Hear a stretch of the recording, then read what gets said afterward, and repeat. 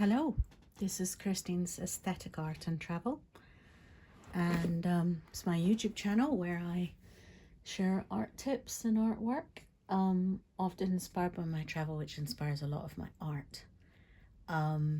Usually I take photographs when I travel, mostly just on my phone, although some on a real camera, and I make sketches and I blog. I write about it for myself, I write to my friends, and later when I come to do art, I refer to those sketches and photographs and create often bigger, more detailed works at home in my studio space. I created this blog because I've loved to help people create art and enjoy it and share that creative experience for their own happiness. Yes, so I thought I'd talk a little bit about perspective. I haven't done a tutorial in a while. Perspective gets mixed up with proportion a lot. People get confused about what is perspective and what is proportion, and they're words that get thrown around on the subject of art and not very simply defined, in my opinion.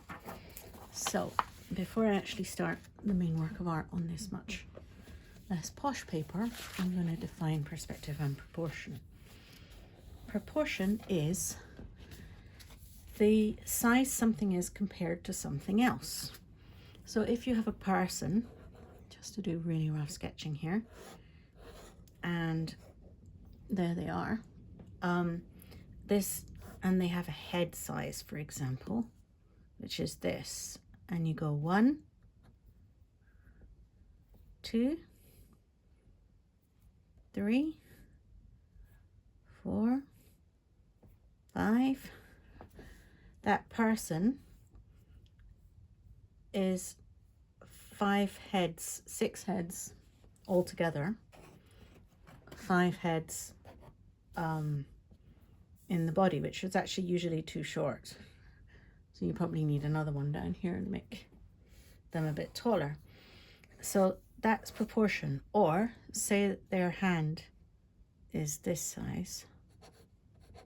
Their hand is almost as big as their head. So it's the size of something compared to something else. Or let's say we have an eye and a gap between an eye. So how many eyes big is the gap between the eyes? Well, it's about another eye size. And how many heads fit into the body? How many eyes fit into the face? So this tree is about 2 of this tree, right? So it's not saying how tall this tree is or how tall this tree is. It's how many times does it fit into it. That's proportion, something size in relation to something else. So that's why when people say something is out of proportion, they mean here is this person. I'm just going to do this very ridiculous and rough, right? And here is their hand. So their hand is too big compared with their body. Doesn't say anything about how big the hand is or how big the body is, just compared to something else. This person's hand is too big. They are some kind of a, it's almost as big as their whole body and head. So they're some kind of out of proportion. And in proportion would be, here's their hand and it fits with their body. Approximately. I mean, this is by no means measured, but the idea is that's proportion. How big is something compared with something else? Is it the right size compared with the other elements in a picture? Perspective, I like to define as the way in which things look different as they get further away, and the different is usually a sort of smaller. So, for example, if I draw a person at the front of my picture, as you can see, again, super, super rough. This person then goes for a walk and ends up over here. They look smaller. as they walk further away, they end up over here, they look even smaller. And by the time they reach the distance, they just look even smaller. So this person looks different as they travel further away from you, and the different that they look is mostly smaller. Obviously there's some loss of detail, that's not part of perspective. The perspective is the things shrinking into the distance. People often explain this with roads. They get thinner as they go. Or you can often witness it if you have, say, a street and the buildings seem to be in this kind of shape. Don't know, as they get into the distance. I don't know if you can quite see what I mean. So if this thing had windows here, and then it might have bigger windows closer to the person, this is supposed to be the street. You see things are getting smaller. So this building is not smaller than this building. In real life, if you stand here, you know, you're shorter than this building's first story. And if you stand here, you're still shorter than this building's first story. It's a big building, but it looks smaller because it goes away. So that one's perspective. So perspective is the way in which things start to look smaller as they get further away, and proportion is the relative size compared with something else. So those are two terms that get used in art like crazy, and I haven't seen them defined very clearly very often, although there are some excellent drawing courses. Now, when you deal with drawing a street, which I'm drawing from a photograph that I took in Portugal, we deal with perspective, because in this picture the street is getting off into the distance. So I going to work partly from a photograph, partly from my memories of that stunning country, which I've made I think 3 or 4 trips to now, and I lived there for 6 months as well. And the people are friendly, everything is cheap. The buildings and beaches and countryside are beautiful, and kids are so welcome, and the food is great. So I really can't rate Portugal enough. You know, definitely if you're toying with going to Portugal but you're not sure, the answer is yes, you want to go. And if you're looking for somewhere cheap and friendly, that especially if you're traveling with children, because I know a lot of places, you know, when they're looking cute and clean, that's all very well, but when they come off the beach and they didn't get an ice cream because you try and cut that down, and they're sandy and tired and crying, and you can feel a bit I welcome with my kids, and boy are you welcome in Portugal. So here we've got these buildings, as you can see, like my little sketch before.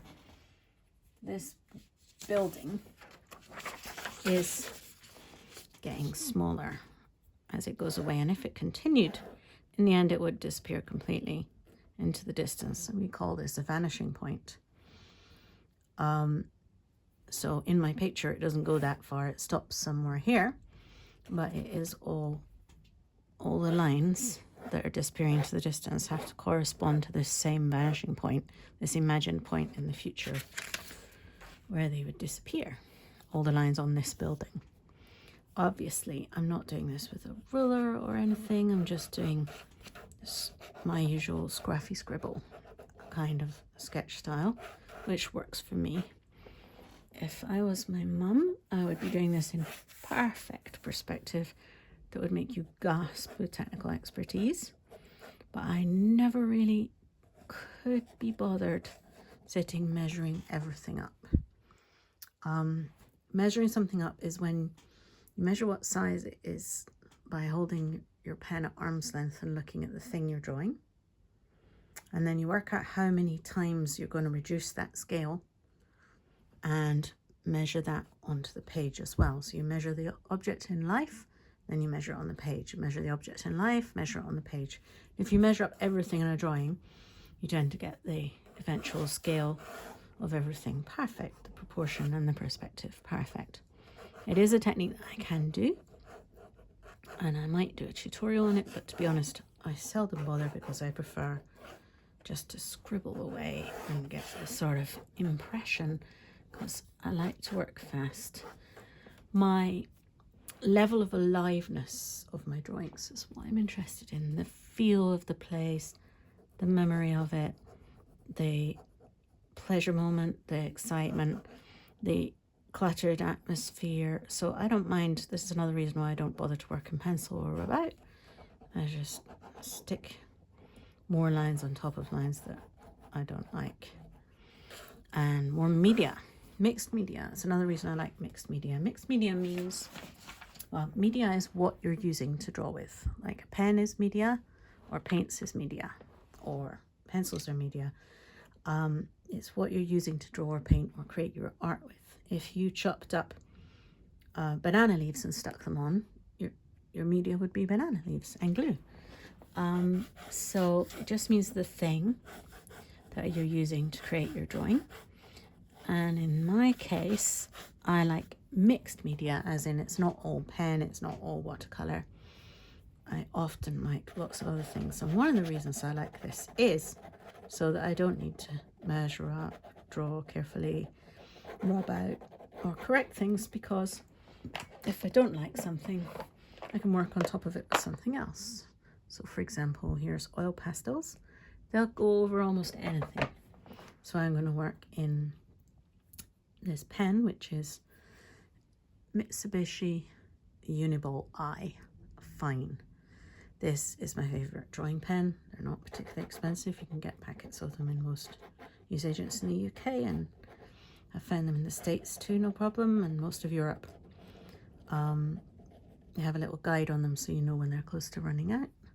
And it's permanent ink, it doesn't fade, and when you splash watercolor or something on top of it, it doesn't bleed everywhere, it sticks.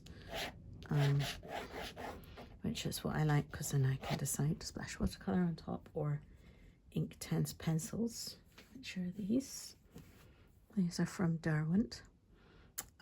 Derwent Inktense pencils. They don't sponsor me, nor do Mitsubishi. I just love them. So you can tell it's an recommend with integrity. I get no money out of it. They are not just water-soluble pencils. They're solid ink with wood wrapped around them. So you put them on, and then when you add water, they travel and blend way further than any other water-soluble kind of pencil that I have ever found. And so I love those too, but they won't make this ink that I'm already putting on the page travel and blur. So I've got this gorgeous church. Now, an interesting thing about drawing is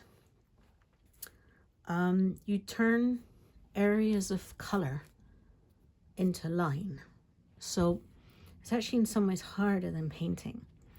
So what I'm saying is, when you paint, what you do is you look at blocks of colour, and then you look at your canvas or page or whatever, and you put blocks of colour down on that. So you go from blocks of colour to blocks of colour, although you are turning a three-dimensional view into a two-dimensional view if you're working from life. But if you're working from a photo, you're not even doing that. So you're putting blocks of colour on blocks of colour. Fantastic. Now, I do recommend working from life because it gives a certain aliveness that is just magic. Obviously, I've been here and I took this photo, so I have my own kind of life to bring. Anyway, working from blocks of colour to blocks of colour, when you turn something into line, you're looking at something that is blocks of colour and basically drawing imaginary black outlines that don't exist in real life. So it's one more imagination step than you're doing with painting, which is why I think drawing is in some ways more difficult than painting. But people get hung up on some things about painting that they don't need to. One is accurate colour matching. While accurate colour matching is all very well and great, and I'm sure, you know, there are people who will have kittens at the idea that I don't think it's that important, I wouldn't worry about it. Just paint, pick a colour that you like or is close to it.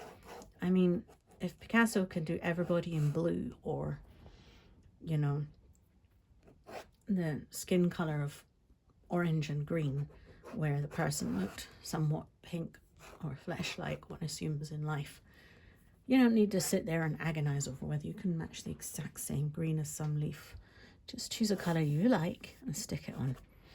Another thing that people get hung up on in painting is all detail. Forget it, splash it around. You know, do a person as a sort of blob, scribble blob, or blob, blob, blob. You know, 3 blobs is a person, great. 2 blobs is a little bike. Or you can always come back and add detail later. Use the biggest brush you dare and just forget the detail. Splash like crazy. Okay, so I'm going to put some colour on this. I'm going to put some colour initially on with my Inktense pencils. So I'm going to put some kind of grey in the street, I think. Again, I'm not bothering to follow the lines perfectly. Why would I? It's my picture, I can do what I like.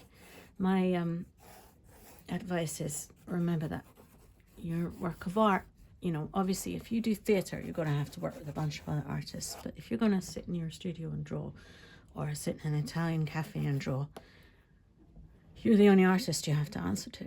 So you might as well enjoy that and milk it and do the thing exactly the way you like. So it's your work of art. You don't have to make it accurate compared with the environment, someone else's ideas, the colors that are there. Splash something on you like. Now, something I do like is to look at and match tonal value somewhat. So a picture can be a bit flat if it's all just a bunch of lines. As soon as you start to have dark and light areas, it can liven it up. Tonal value is how bright is something compared with something else.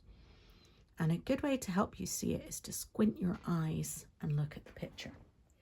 So for example, this picture in front of me, there's some very dark shadows caused by the bright sunlight in this church. And even though I haven't drawn this church very carefully or accurately, if I start to squint at it and look at the darks and put them in, it immediately becomes a more interesting work of art for having some areas that are fully dark and some areas that are fully light and then some areas in between. So when painting, rather than worrying too much about detail, I would concentrate on tonal value. Look for the darks, where are they? Splodge them in.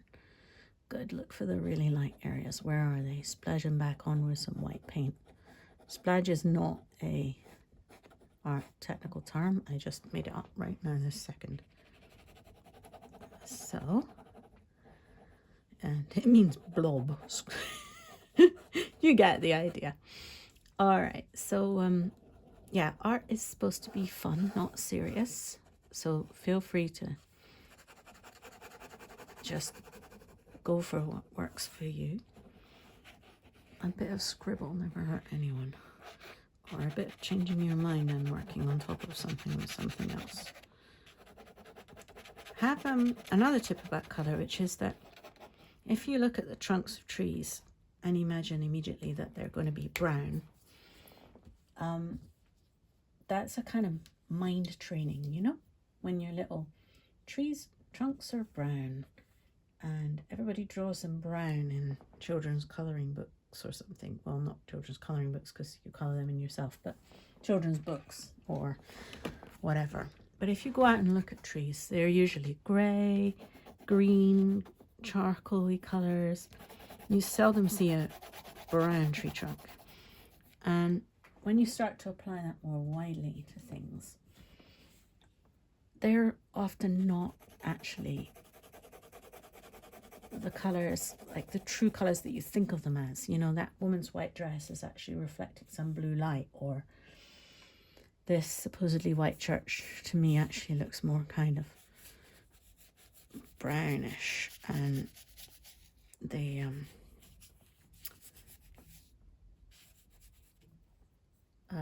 green trees, the tree trunks just look black to me in this particular picture. So, and in fact, that's how I remember Portugal, blasting sunlight high up and dark, dark shadows further down. So get into looking at the tonal value and really getting a feel. What is the colour I'm looking at like? How dark is it? Not, you know, oh, it's a tree trunk, it ought to be brown because something in my history in my mind tells me it's brown. So I'm talking about observation over, you know, preconceived ideas in your mind. And again, play, just play. So I've worked in Inktense pencils. I added a little watercolor. And I'm going to add some pastels because I'm playing. I'm not too worried about this thing. One of my favorite rules that I have for myself is always be willing to wreck it. I find this helps me so much because as long as I remain willing to wreck it, I can keep trying things. As soon as I think, oof, that's a good bit, oh, I really like that bit, I don't want to wreck this picture, boom, I start cramping myself, worrying about wrecking it. Every now and then I do wreck one. That's a given.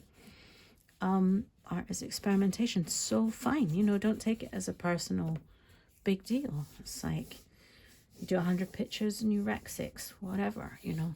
Get it right in the next one, get it right in the future. Learn from it. Don't even think of it as a failure. It's just a picture, you know, it's just one of many. It's part of your lifetime. There will be thousands, there will be, and I mean, hopefully one every day or one every week, or at least you have the potential, you know. If you're not dead, then there's another picture in your future. Okay, maybe you're not finding a lot of time to do art, so they feel a bit precious and scarce. That's fine, understand. But it doesn't mean you have to get upset with yourself if you do it wrong. All the more reason to enjoy the time you do find to do art. So now I am literally dabbing around black pastel because it's fun, but also it is creating more tonal value. As you can see, gradually the bottom of the street where the sun doesn't shine so much is getting darker than these areas up here, even though there's some stark black balconies up here. Be careful of too much black. If you mix it with everything, you tend to have a picture that doesn't reflect light back at you, and then that can be a bit dead. But that doesn't mean you can't use it, because black objects do exist, of course. But I wouldn't recommend mixing paint colors with black. Try and mix them with another dark that won't reduce the reflectiveness of that particular color so much. Now, there's nothing in this picture that's as yellowish as this, but I just love it with the green. I'm being liberal with my color mixing, like I said. And look how it lifts it. It's really making it more alive. Get yourself a color wheel or make one. And if you ever don't know, you can work by instinct. Half the time I do. By the time you've drawn 1,000 pictures, you'll have a style, you'll have an instinct, you'll have something you're doing with color. But if you ever feel in doubt or you're not sure what goes with what, I do have a tutorial on color. And a good rule of thumb is the colors next to each other on the color wheel will blend and harmonize and be very chilled out next to each other. Think, you know, I want to paint my bedroom and I don't want it to be scary, so I'm painting this next to this, and they're all very chill. And then the colors opposite each other on the color wheel make each other seem brighter, make each other zing. Think red and green for Christmas, or orange and blue for, you know, Swedish flag. Boom, you want it to impinge. And that's the sort of how do you use it, very short basic. So I've got a whole lot of yellow on here and some green, and if you look at these, now I've lost the color wheel, excuse me, right? The green is quite far away, the blue is further away. This is going to bring each other alive and bring each other more alive. these two next to each other are really gonna zing each other up. On its own, it's chilling out. Next to another blue, it's chilling out. Next to a greeny color, it's chilling out. Next to yellow, boom, it's bringing itself alive. You see what I mean?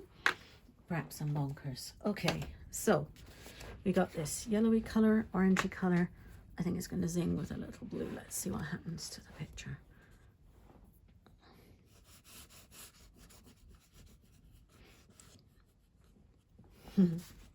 We'll see, the sky in Portugal looks astonishingly blue, or a weird kind of white because there's so much light.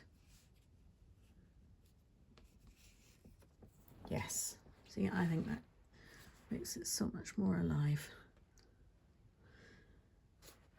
In fact, I like that so much, I think I'm going to put some blue all over the sky. A nice light one. So here's a nice light intense blue. It won't stick to the wax of the oil pastels. Well, actually not wax, the oil of the oil pastels. Oil and water don't mix. Principle used in an awful lot of printing, and so it won't do anything to the oil pastel. The oil pastel stays exactly where it is, and the water-based media just goes around it. Oh yes, totally loving that blue with that yellowy color. And there we go. I think this is very close to finished. I just need to bring down this side because we've got all this white space and it's kind of supposed to be in the dark shadow area that the sun is hitting this side of the building. So this needs to just recede. The tonal value is too high. I don't really mind what it recedes with, like any dark color that brings down the tonal value of that side. Ooh, not that green though. See, just go over it. Add some brown, add some grey, whatever you want to do, you know. Sponge it off again. Mix it with something else. Just chill, you know. Yeah, I think it's too green. Let's get some more bluey colour with it. So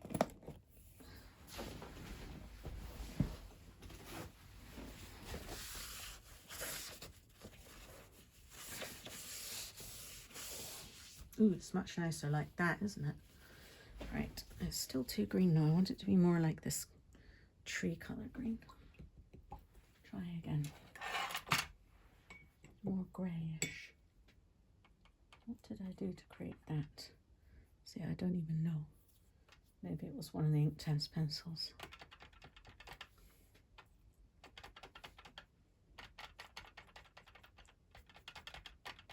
Ooh, that's working better. Okay. So I'm mixing some red into it. So you mix red into green, you get it toning down.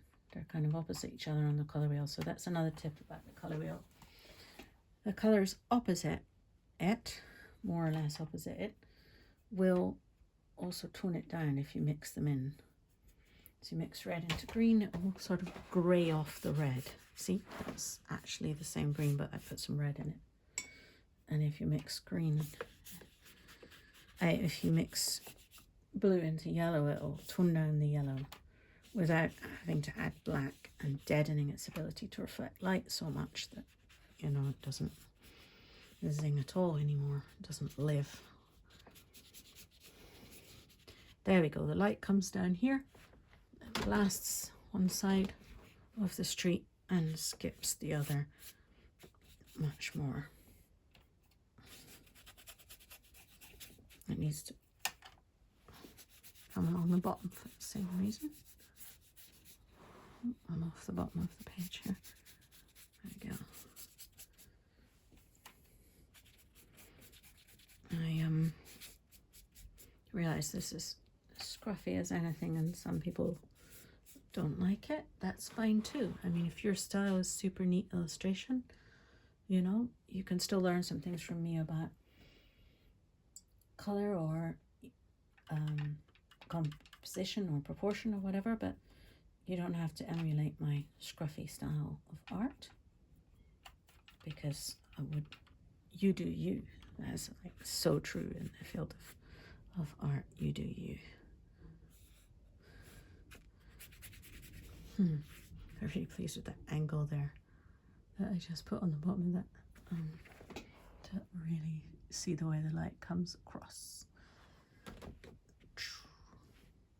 Don't like that. Yes.